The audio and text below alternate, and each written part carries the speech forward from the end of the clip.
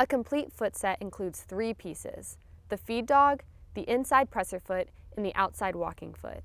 We're going to show you how to remove and install each component by fully replacing the Sawtooth foot set with the smooth leather set. The machine comes with a variety of screwdrivers to make foot installations easier. We recommend the Z-shaped screwdriver for more leverage to loosen or tighten harder to reach screws. In this video, we used a variety of these tools, so we recommend using what's best for you. The first step is to remove the outside walking foot.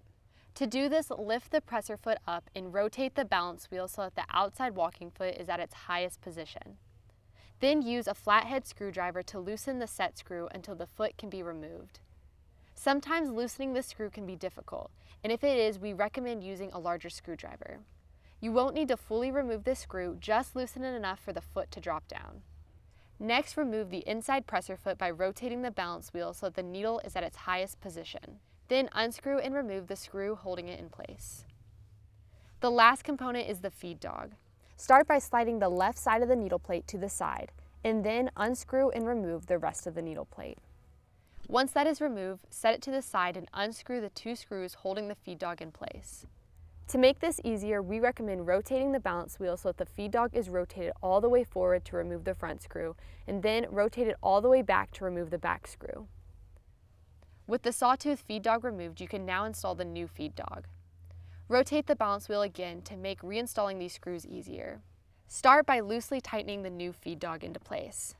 You don't want to tighten it so much that you can't shift it left or right, but you also don't want to have it so loose that it doesn't hold its position.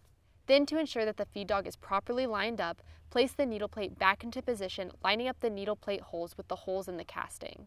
Then rotate the balance wheel until the feed dog is in the upper position. The feed dog should be centered in the track cutouts on the needle plate.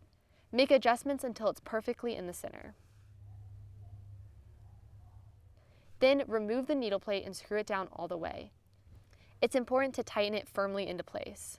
Then screw the needle plate back into place and then slide the other side of the needle plate back into position. Next, install the inside presser foot. If you haven't already, make sure that the needle is at its highest position. Then slide the foot on, line up the hole, and use the screw to tighten it back into place.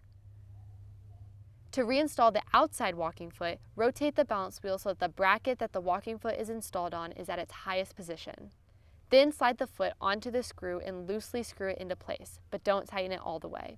First, you're going to want to lower the foot and rotate the balance wheel back and forth as the outside walking foot and the feed dog are touching.